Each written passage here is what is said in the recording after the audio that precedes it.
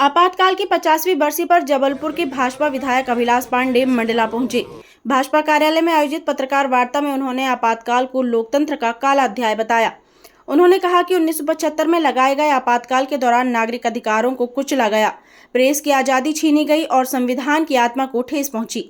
उन्होंने युवाओं से इतिहास से सीख लेने और लोकतांत्रिक मूल्यों की रक्षा के लिए सजग रहने की अपील की। इस मौके पर भाजपा जिलाध्यक्ष प्रफुल्ल मिश्रा, नगर अध्यक्ष शिवरानू राजपूत सहित कई पदाधिकारी मौजूद रहे। मंडला से पूजा जोशी की रिपोर्ट।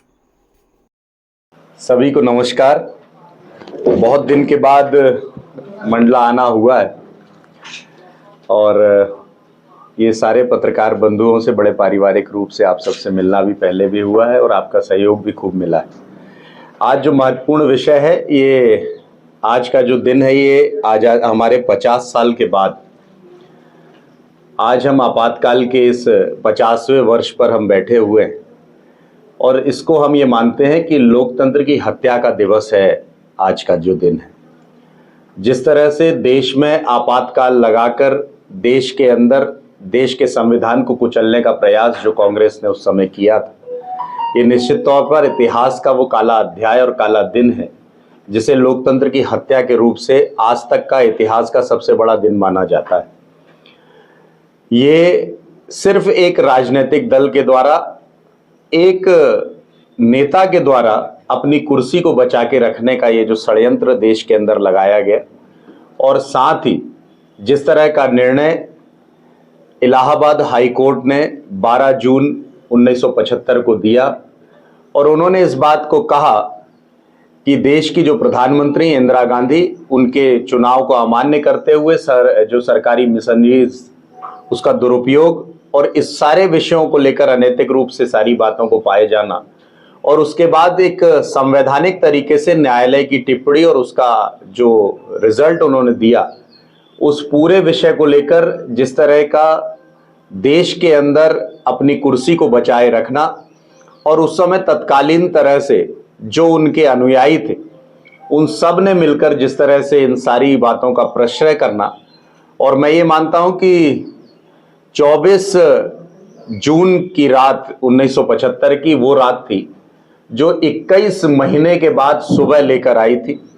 25 जून को इस देश के अंदर 1975 में जिस तरह का आपातकाल लगाने का काम कांग्रेस ने किया और लगातार लोगों को, जो ऐसे वैचारिक लोग थे जो किसी ना किसी तरह से कांग्रेस मानसिकता के विरोधी थे या राष्ट्र प्रथम रखने वाले जो लोग थे, जो कहते थे कि नेशन फर्स्ट, ऑर्गेनाइजेशन सेकंड और सेल्फ लास्ट रखा जाए, और जिस तरह से आपातकाल लगाकर और देश के अंदर चाहे वो संविधान के संशोधनों का विषय हो, चाहे वो न्यायपालिका के उनके अधिकारों का हनन का विषय हो, चाहे हमारे लोकतंत्र के अंदर लोकतंत्र की हत्या का विषय हो, चाहे हमारे लोकतंत्र के अंदर हमारे जो कार्यकाल को बढ़ाने की बात की थी कि 5 साल से 6 साल के कार्यकाल किए जाएं, राष्ट्रपति के अधिकारों में किस तरह से उसके अंदर छेड़छाड़ की जाए, और यहां तक कि जो कई ऐसे दस्तावेज निकलते हैं कि कांग्रेस उस समय ये मानती थी कि देश में इंदिरा गांधी को जीवन पर्यंत के लिए प्रधानमंत्री बनाया जा सके। इसको लेकर उन सारे वैचारिक संगठनों के लोग जो देश हित को प्रथम रखकर काम कर रहे थे, उन सबको जेलों के अंदर लाखों लोगों को बंद कर दिया गया। ये संविधान की हत्या करने का काम कांग्रेस ने इस देश के अंदर किया है और मुझे तो दुख तब होता है जब कांग्रेस के नेता एक हाथ में बाबा साहब अंबेडकर का फोटो लेकर और दूसरे हाथ में संविधान की किताब को लहराने का काम जब नेता प्रतिपक्ष राहुल गांधी करते हैं। मैं ये मानता हूं कि इस देश के अंदर यदि सबसे पहले किसी ने लोकतंत्र की हत्या और लोकतंत्र को कुचलने का किसी ने काम किया, संविधान को, जो बाबा साहब अंबेडकर का जो संविधान था, हालांकि कांग्रेस बाबा साहब को तो कभी नहीं मानती थी क्योंकि कांग्रेस ने उन्हें भंडारा के अंदर चुनाव हराने का भी काम किया, कांग्रेस ने उनके कभी पंच तीर्थों को डेवलप नहीं किया, इसलिए संविधान और बाबा साहब की बात कांग्रेस के मुंह से ठीक भी नहीं लगती है।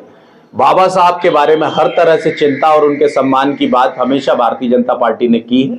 और जिस तरह से लोकतंत्र की हत्या करने का काम कांग्रेस ने उस समय किया था और संविधान के अंदर कई प्रकार के परिवर्तन किए थे, मैं ये मानता हूं कि इतिहास के अंदर कांग्रेस के द्वारा लोकतंत्र की हत्या का सबसे घिनौना प्रयास यदि कभी रहा है तो उन सारे लोगों को जेल के अंदर ठूस देना और साथ ही पूरे देश को जेल बना देना। और कई ऐसे लोग थे